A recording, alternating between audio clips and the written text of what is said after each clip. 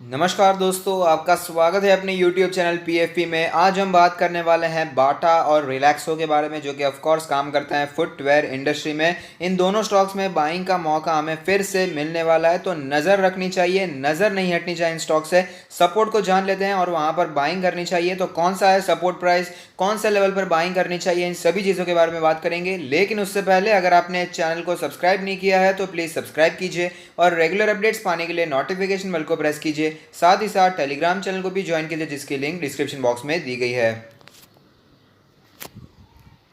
तो सबसे पहले हम बात करने वाले हैं बाटा इंडिया के बारे में। तो आप देख पाएंगे बाटा का लास्ट ट्रेडेड प्राइस है 1352 रुपीज़, जो कि हमें 1% आज नीचे दिखाई दिया है। अगर बात करें मार्केट कैप के बारे में तो 17,000 करोड़ के आसपास की मार्केट कैप है। अगर बात करें इसके डिविडेंड यील्ड के बारे में तो 0.3% की डिविडेंड यील्ड है। फेस वैल्यू 5 रुपीज़ पर इक्विटी शेयर दिखाई देती है। इंडस्ट्री का पी 49.8 है, लेकिन यहाँ पर बाटा इंडिया का पी काफ़ी ज़्यादा महंगा दिखाई दे रहा है। 139 का पी रेशियो में दिखाई देता है। उसका रीज़न क्या है वो भी मैं आपको समझाना चाहूँगा कि यहाँ पर जो Q1 का रिजल्ट आया था काफ़ी ज़्यादा बुरा आया था। तो ऑफकोर्स यहाँ पर प्राइस तो ऊपर जाता हुआ नजर आ रहा है। 1000 रुपीज़ के आसपास इसने मार्च में लो बनाया था, उसके बाद तो प्राइस लगातार ऊपर ही जा रहा है, लेकिन इसकी जो अर्निंग्स है हमें कम होती हुई नजर आ रही है। इसके कारण हमें पीई रेशियो काफ़ी ज़्यादा ऊपर जाता हुआ नजर आता है। लेकिन जो सारे स्टोर्स है अभी रीओपन हो रहे हैं, अनलॉक की सिचुएशन यहाँ पर हो चुकी है, ऑलमोस्ट सारी चीज़ें यहाँ पर अनलॉक होती हुई नजर आ रही है। तो बाटा के स्टोर्स भी हमें अनलॉक हो रहे हैं, उसका बिजनेस भी हमें सुधरता हुआ नजर आ रहा है, जिसकी न्यूज़ भी काफ़ी समय पहले ही हमें आती हुई नजर आई थी। अगर बात करें इसके प्राइस टू बुक रेशियो के बारे में तो 9.17 का प्राइस टू बुक रेशियो भी हमें यहाँ पर दिखाई देता है। तो अब चलते हैं चार्ट्स पर, वहाँ पर कैसी सिचुएशन बनी हुई है उसके बारे में भी बात कर लेते हैं। तो आप देख सकते हैं स्टॉक ने सपोर्ट लिया था 1000 रुपीज़ के लेवल पर, जब मार्च में भारी गिरावट देखने को मिली थी। उसके बाद ये ऊपर जाने की कोशिश कर रहा था। 1400 के आसपास रेजिस्टेंस फेस करने के बाद स्टॉक वापस हमें नीचे आता हुआ नजर आ रहा था। नीचे आया था लेकिन वापस स्टॉक हमें ऊपर जाता हुआ भी नजर आ रहा है। फिलहाल की अगर बात करें तो आप देख पाएंगे 200 डेज के ईएमए के आसपास वापस रेजिस्टेंस फेस करने के बाद स्टॉक हमें नीचे आता हुआ नजर आता है। अगर बात करें इसके इंडिकेटर्स के बारे में तो आप देख पाएंगे मनी फ्लो इंडेक्स का नंबर कैलकुलेट होकर आता है 65.01, जो कि अभी तो काफ़ी ज़्यादा स्ट्रॉन्ग दिखाई दे रहा है। लेकिन सिचुएशन ऐसी हो सकती है कि फिर से हमें ये वीक होता हुआ नजर आए। लेकिन फिलहाल की बात करें तो काफ़ी ज़्यादा स्ट्रॉन्ग मनी फ्लो इंडेक्स का नंबर दिखाई देता है। अगर बात करें इसके आरएसआई के नंबर के बारे में तो आरएसआई का नंबर है 54.38। आप देख पाएंगे काफ़ी समय से आरएसआई एक ही जोन में ट्रेड कर रहा है, ज़्यादा मूवमेंट आरएसआई में हमें देखने को नहीं मिल रही है। अगर बात करें इसके एमएससीडी के बारे में तो आप देख पाएंगे एमएससीडी में जो सिचुएशन यहाँ पर देखने को मिल रही है, काफ़ी समय से यहाँ पर कंफ्यूजन हमें देखने को मिल रहा है। ज़्यादा ऊपर नहीं जा पाता है, ज़्यादा नीचे नहीं आ पाता है। हालांकि यहाँ पर हमें बुलिश क्रॉसओवर देखने को मिला था, लेकिन ये भी ज़्यादा लंबा टिकने वाला है ऐसा दिखाई देता नहीं है। और यहाँ पर स्टॉक की मूवमेंट से हमें पता चलता है कि काफ़ी ज़्यादा कंफ्यूजन हमें ओवरऑल काफ़ी दिनों से स्टॉक में देखने को मिलता है। अब देख लेते हैं बॉलिंजर बैंड में कैसी सिचुएशन है। तो आप देख पाएंगे बॉलिंजर बैंड के अपर बैंड के आसपास फिलहाल स्टॉक ने रेजिस्टेंस फेस किया है। अपर बैंड का लेवल है 1381 का लेवल, मीडियन है 1332 का लेवल। अगर बात करें लोअर बैंड के बारे में तो वह 1284 के आसपास का लेवल। अब बात कर लेते हैं यहाँ पर पिवट पॉइंट्स के बारे में। तो आप देख पाएंगे पिवट लेवल कैलकुलेट होकर आता है 1326। रेजिस्टेंस की बात करें तो 1396 का रेजिस्टेंस है, जो कि फिलहाल स्टॉक को फेस करना पड़ा है, जिससे यहाँ पर रेजिस्टेंस फेस करने के बाद स्टॉक नीचे आ रहा है। तो सपोर्ट्स के बारे में बात करें तो पहला पिवट सपोर्ट बनकर आता है 1249 का लेवल। दूसरा पिवट सपोर्ट यहाँ पर दिखाई दे रहा है 1179 के आसपास का लेवल। अब चलते हैं ऑल टाइम चार्ट पर, जहां पर एक कैंडल 1 मंथ को रिप्रेजेंट करेगी, जिससे हमें पता चलेगा स्टॉक ने कैसी मूवमेंट बना कर दी है। तो आप देख पाएंगे धमाकेदार स्टॉक रहा है, मल्टी बैगर रिटर्न से स्टॉक ने बना कर दिए हैं। कभी भी ज़्यादा डीप करेक्शन देखने को नहीं मिला है। जब भी करेक्शन देखने को मिलता है तो ये सपोर्ट लेता है। आप देख पाएंगे 20 मंथ्स का EMA as a strong support दिखाई देता है। अगर वो लेवल टूट जाता है तो हमें यहाँ पर 50 मंथ्स का जो EMA as a strong support दिखाई देता है और वापस स्टॉक ऊपर जाने की भी कोशिश करता है। और आप देख पाएंगे फिलहाल जब मार्केट में क्रैश देखने को मिला, उसके बाद जब भी स्टॉक ऊपर जाता है तो 20 मंथ्स का EMA as a strong resistance हमेशा हमें दिखाई दिया है। कभी भी इसके ऊपर हमें क्लोजिंग देखने को मिली ही नहीं है। फिलहाल 20 मंथ्स का ईएमए करंट मार्केट प्राइस के आसपास ही बनकर आता है। आप देख पाएंगे कितनी सारी विक्स हैं जो कि उसके ऊपर बन रही थी, लेकिन स्टॉक वापस हमें नीचे आता हुआ नजर आता है। तो ये 20 मंथ्स का ईएमए काफी ज्यादा स्ट्रॉन्ग रेजिस्टेंस की तरह हमें यहाँ पर दिखाई दिया है। लेकिन एक दूसरी बात है कि काफी समय से स्टॉक यहाँ पर कंसोलिडेट कर रहा है, तो ये एक अच्छा समय हो सकता है जहाँ पर आप बाइंग के बारे में सोच सकते हैं। पोजीशंस के बारे में बात कर लेते हैं। तो अगर आपने ऊपर पोजीशन बनाकर रखी है, आप अभी यहाँ पर लॉस में चल रहे हैं तो मेरा मानना है स्टॉक अच्छा है, लॉन्ग टर्म के लिए बने रह सकते हैं, कोई भी प्रॉब्लम नहीं है। अगर आपने नीचे पोजीशन बना कर रखी है, आप अभी प्रॉफिट में चल रहे हैं, अगर आपने लॉन्ग टर्म के लिए लिया है तो प्लीज़ कंटिन्यू होल्डिंग। लेकिन अगर आपने शॉर्ट टर्म के लिए लिया है तो जैसे कि हमने देखा वो 20 मंथ्स का जो ईएमए था वो एज अ स्ट्रॉन्ग रेजिस्टेंस हमें हमेशा दिखाई दिया है और करंट मार्केट प्राइस 20 मंथ्स के ईएमए के आसपास ही बनकर आता है। तो यहाँ पर अगर आप प्रॉफिट बुकिंग करना चाहते हैं तो कर सकते हैं, वरना लॉन्ग टर्म के लिए स्टॉक बुरा नहीं है।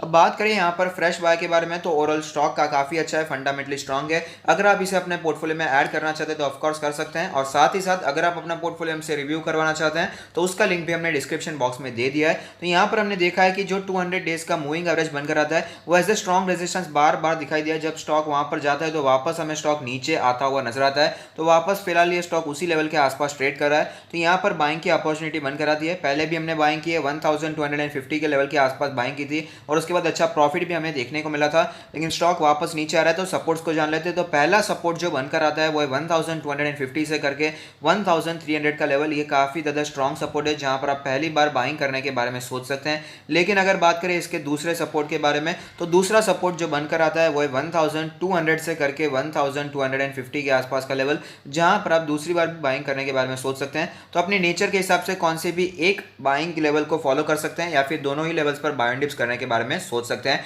ओवरऑल स्टॉक अच्छा है, इसका वैल्यूएशन भले ही आपको महंगा दिखाई दे रहा है, लेकिन आगे आने वाले समय में सिचुएशन सुधरने ही वाली है। क्वार्टर वन जैसा खराब समय यहाँ पर आगे देखने को मिलेगा कौन से भी स्टॉक के लिए, ऐसा मुझे कम ही दिखाई देता है। कुछ सेक्टर्स हो सकते हैं जहां पर प्रेशर अभी भी कंटिन्यू रह सकता है, जैसे कि एविएशन हो गया या फिर यहाँ पर सिनेमा हो गया, लेकिन जो दूसरे सेक्टर्स है वहां पर थोड़ा बहुत हमें यहाँ पर रिकवरी की उम्मीद करनी चाहिए। तो यहाँ पर स्टॉक अच्छा है, इसे आप बाइंग करने के बारे में सोच सकते हैं। तो अब बात कर लेते हैं रिलैक्सो फुटवेयर्स के बारे में। तो आप देख पाएंगे रिलैक्सो का लास्ट ट्रेडेड प्राइस है 649 रुपीज़, जो कि हमें 0.19% नीचे दिखाई दिया है। अगर बात करें इसके मार्केट कैप के बारे में तो 16,000 करोड़ के आसपास की मार्केट कैप है।